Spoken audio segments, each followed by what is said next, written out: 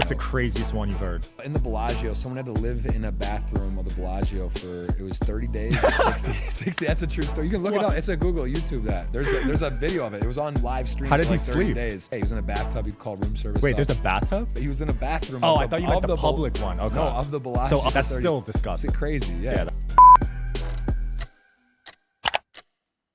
All right, guys, we're at Celebrity Poker Tour. We got Jeff Gross here, and he's the guy who got me into poker. So it feels like a full circle moment, actually, right now. It is funny to see you with the Celebrity Poker Tour backdrop and everything. So you're now embracing poker. You get it. You've played one of these, and you like it. Absolutely. I remember going on your show like 5 years ago, and you asked me what I know about poker, and I was like, pretty much nothing. Now poker and podcasting. You're doing all the fun stuff. That's absolutely, awesome. Man. You got any fun celebrity poker stories?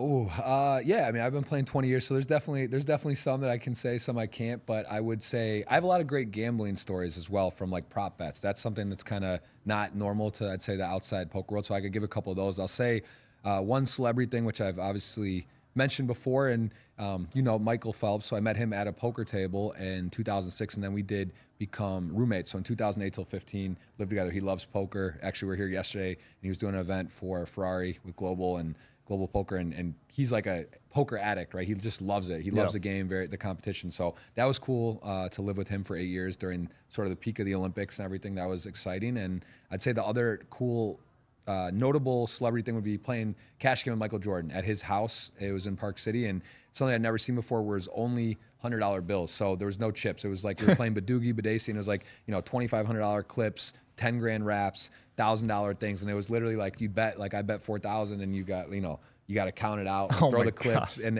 that was only cash on the table, and that eliminates the credit problem, right? You know, no cash, no credit, no problem. That wasn't the case. You had to pony up cash and sit down, and I actually have another story about that in Park City. This Barry Baker, who was the reason we were there, Phil Ivey came once, was in town and wanted a poker game, and they let him go to his game, and he went to Phil Ivey needed cash. They said, hey, no problem, like you can buy in. They let him not have credit at this game, but he was like, you know what? No, I don't know you. I like to pay and go. He's like, where's the local bank? He went to the bank. He went in. It's Park City. It's Utah, a little bit, you know, mostly white dominant, and they hit the alarm to like he was robbing the bank. So that's a true story. Very big. I'll tell you, he was on my podcast. Little racist. Yeah, this was back in the day, a long time, like maybe 15 years ago, but that's a wild. True story. So, dude, that's crazy. Yeah, I'm sure some of these home games get insane. Yeah, there's a lot of home games are different than the casino. There's a lot of credit. There's a lot of gambling. It gets a little wild, and for sure, there's been some interesting stories. And I'd say the prop betting is a little more. That's like the more exciting stuff, where you get some kind of like random bets come up, bike riding bets. I don't know if you heard about the Bulgarian bike ride bet. What happened? So Brian Rast, he got bet if he could ride, and I might mess the exact details up, but it was essentially that he could ride from Vegas to Dan's house in Los Angeles in like 24 hours. And I think he could use a recumbent bike, and he got like 6-1 or 7-1 odds. A lot of our friends were betting. I think Rast ended up making like $1 million or something on it. And there was a lot of people had action on it, and Bill Perkins and Dan Bilzerian bet against him. They got like an RV and were trailing him, and they did this whole thing. And like there was one point where Rast was like couldn't move, and they had like a doctor like drive out. They found him the GPS, like ran him in the hills, and he like they like shot him. And he did it. It's a pretty famous one. There's all kinds of these crazy bets, but you know, Dan did that, right? He trained with Lance Armstrong, and he did one himself, but it was like longer time, and he could do have a little more time to train. But Rast was one of the more famous ones, and he actually got paid to do like the PCH, I think Pacific Coast Highway, and one guy bet him, gave him crazy odds, and then 2 days later bought out for like $400K. So he bet him like $1 million and then bought out and just paid him. He didn't have to do it. So there's all these type of bets like that. Wow. But yeah. Have you ever bet on a prop bet? I've been in a lot of prop bets, like random ones, you know, no alcohol for a year. There's a famous one about a tattoo where I got offered a price for a tattoo. I don't want to say the exact amount, but it might have been north of $500,000 to get a tattoo and it was a mystery tattoo. So that happened. And you got it? Yes, I did get it. I didn't know you had a tattoo. Yeah, that was a long 2013, and you got to look that one up. But I won't confirm the amount. But it was a wager healthy, and it wasn't really a wager. It was more like a dare. And I don't have any tattoos, and it was basically, you know, Bill Perkins like, how much would you have to be paid to get a tattoo? And I said a number, didn't think he would say yes, and he just snapped it off. We were in Amsterdam, and then next day I was there, and I had to like call my friends and family. I was kind of like, hey, this is kind of crazy. I didn't think he'd say he would do it, and he did it, and then it went through, and I got it. Damn. So, yeah. I mean, when you got money like that. What's Yeah, a couple 100,000 to him? Yeah, can't say the amount exactly. I won't confirm it. I never did, but there was. Shout out to today's sponsor, Specialized Recruiting Group. When your company has a position to fill, are you really seeing the best candidates? Sure, you get plenty of resumes, but you may be missing an untapped resource. Ideal candidates who are not currently job searching. People who are not actively looking, but who may be open to the right opportunity. It could be the difference between a good hire and a great hire. Specialized Recruiting Group is ready to find the talent you need. Go to srgpros.com, see how our recruitment specialists with a deep understanding of experience and expertise you need can find the right fit for your business. After all, you deserve to see the best candidates possible, both active and passive. Whether you're looking for a contract or a direct hire, Specialized Recruiting Group is ready to find the talent you need. So go to srgpros.com right now to get started. That's srgpros.com. Specialized Recruiting Group, a tailored approach to hiring. Some numbers thrown out there, and it was a good wager, yeah. I wonder how much I would, because I have no tattoos and I Same, don't want yeah. them. So Yes. I wonder how much someone would have to pay me to get one. Be careful. If you throw a number out, I'll stamp you right here. What are you talking? What's in your neighborhood? What do you think? Dude, it'd have to be at least 6 figures because, first of all, there's a lot of new research on the ink. Yeah. So I'd have to get like a holistic tattoo. Okay. Because the old ink is actually bad for you. You're saying I might have a problem? 10 I years don't know ago? what you got, bro. It's a very I mean, I see people with full body art. Yeah, This is yeah. like a little, You know, I got that's like a very small that's tattoo. leaching in your skin. Right. So yeah, it can't be great. can't be the best. Yeah. But I'm sure a small one wouldn't hurt. Listen, if you put a price out, I know there's a lot of Oh my gamblers out here. gosh. I'll do a little fun rate, little group pool. I don't like that it's random Yeah. though. Like you don't get to pick what it is. Well, no, I mean that's a negotiation. That particular one was random. It couldn't have been like something insane, but it could be pretty much anything. Okay. Other than if I had to pick, it'd probably be my girl or like her name or something simple. if you right? put a price out, Yeah, I'll yeah, crowdfund. chill. I'll crowdfund out here. I'm pretty sure we get it done. That's today. hilarious. Dude, that's legendary. Yeah, the poker guys, you guys are different. There's some really wild prop bets. Like I mean, those are just a few that people I know or were a part of, but there really is some like. What's the craziest one you've heard? Well, the in the dark or in the Bellagio, someone had to live in a bathroom of the Bellagio for it was 30 days or 60. That's a true story. You can look it up. It's a Google, YouTube that. There's a video of it. It was on live stream. How did for he like 30 sleep? days.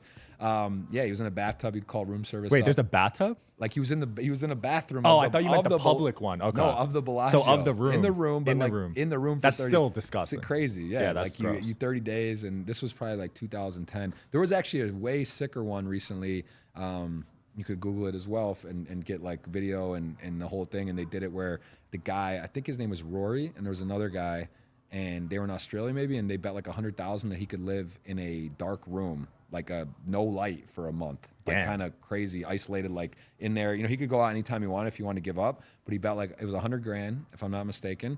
And I think they let him out after like 3 weeks, or they bought out for like 60 or 70K. Like they're worried, health reasons, like being in a hole for 30 days with no light. Like it sounds crazy, but yeah. So there's stuff like that. People kind of just dare each other. My buddy Hook, he did a 2-week fasting bet where he had like didn't eat, didn't have any food for 2 full weeks, and he did that. Pretty crazy. Bill Perkins, he's like a master prop. There's been liposuction ones, like I'm sorry. There's been body fat ones where people have like got liposuction at the end to try to get it done, like get down to 8 or 10%. Those are very common.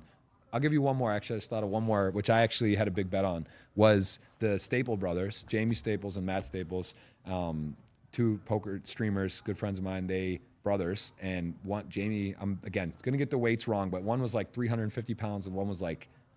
Let me see if I don't mess this up. Might have been like 120 or something like that. And they had to get to the exact same weight within a pound. So they couldn't even cross. They had to weigh in within 1 pound of each other after like a year. And they got like 50-1 odds on it. And that was a crazy bet. It was on a site, Poker Shares. They posted at 30-1. I bet I got like 8 different prices at 30-1. I got some at 50-1. Damn. I got like all these odds, and they did it. They pulled it off? Yes, What yeah. weight did they meet at? It's like 100, or let's see, 91, 320. Might have been like 180 or 200 or something, 190. So the guy actually, I want to say the one guy Matt might have been like 110 pounds. They had to get like to 180 and Holy 350. crap, and they're brothers? How are they so different? 110 and one... The guy was like Jamie was over 300 pounds. And I have a picture of it. We were on Twitch in St. Thomas, and someone on the chat threw out this idea. We were like live on Twitch, this was like 2000. 16 or 17, and someone's like, "Why? Well, how much for these guys to do it?" And Bill was there. A lot of Bill Perkins prop bets. And He loves He was these. like, yeah, he was there. He's like, all right. And then they threw out the odds and they did it. So yeah, that was probably one of like the cooler ones. And that actually had been. Man, this is actually we could do like They a keep prop bet. coming. No, there's two more great ones. The best one I ever heard, and you can look this up as well. I think his name was Svatny. He's like Swedish or Danish, and he said how much you have to get paid to get breast implants as a man. Oh my gosh. Yeah, and so this is also true. $100,000. He got the implants, C cups, and C cup breasts as a man, and it was 1 year he had to have them. 100 grand. He got paid, and the best part is he after a year. He enjoyed them. He didn't take them out. He said that the women loved them. And What? it was like a thing, and he still has them today. No. That's true. At least as of 5 years ago. It was probably like 20 years ago. That was like one of the original prop bets I heard, and I know it's real for sure. Like that is, it's like verified. It's Wow. been talked about, seen. So that's a crazy one. And there was one other I was just thinking of that I forgot. But there's C cups as a man. Yep. That's no joke. He said That's the chicks like, digged it. So he has to wear a bra.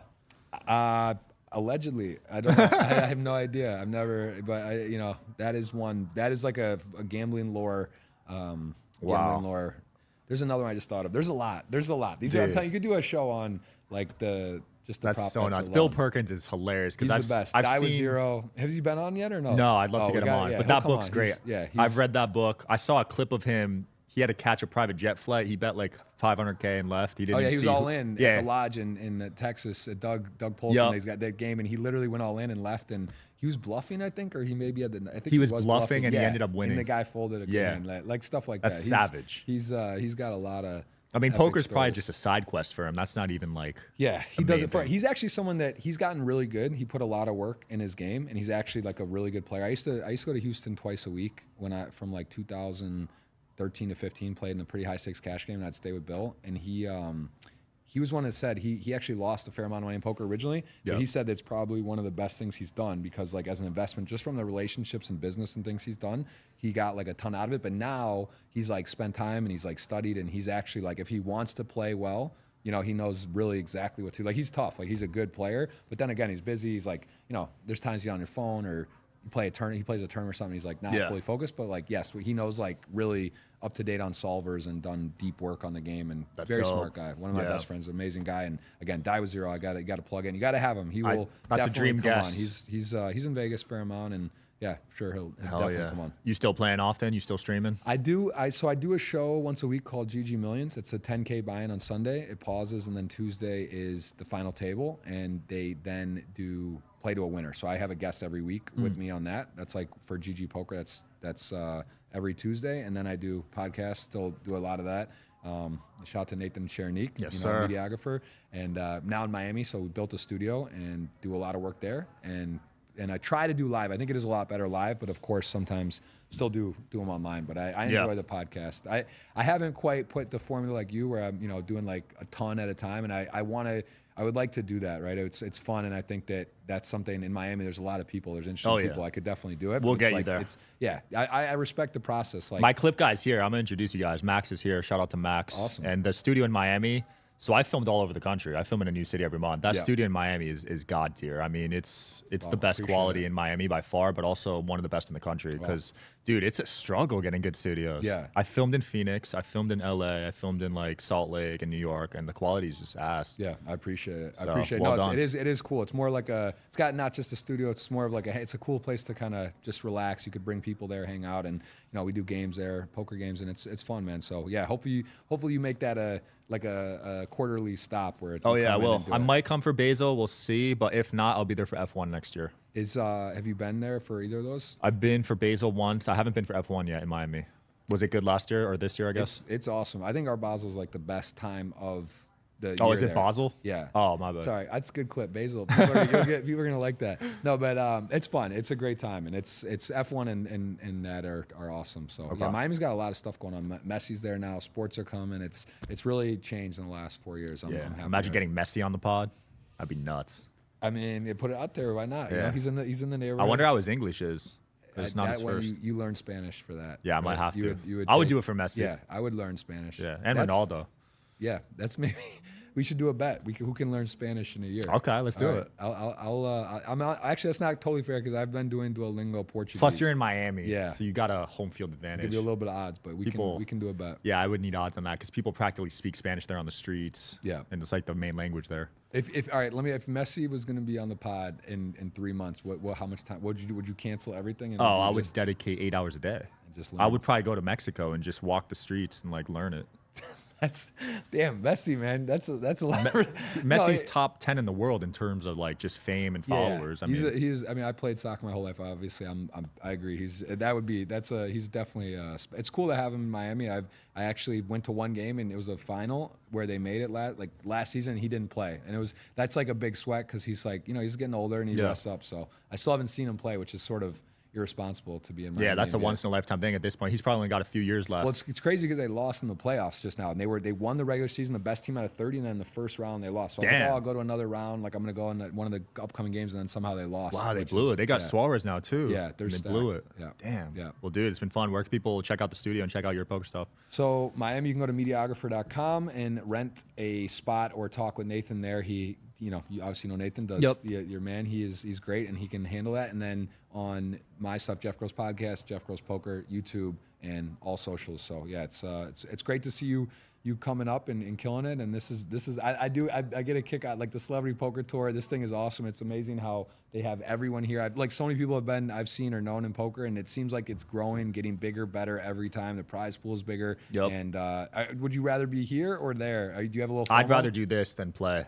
Okay. Just because I'm all about getting that content in. So yeah, but playing's fun too. Yeah, big crowd. I talked to Maury, who is Maury as well, doing amazing content here, and they like Poker Go. They've given it a ton of praise. People I talked to like, wow, this is literally this is for poker. What I think is one of the best things that could happen. You have all these top influencers and people that are then streaming on their channels. People that aren't as into poker maybe or don't know about it, they're getting awareness to it. So yeah, whoever's idea it was, I assume like Blake Wynn, who started it, founded it. Whoever actually saw this through, it's genius, and I think it's probably one of the best things going in poker at the moment to get new people in new audiences. So absolutely, really cool. Yeah, we'll link your stuff below. We'll link Celebrity Poker Tour below. Thanks for watching, guys. Peace.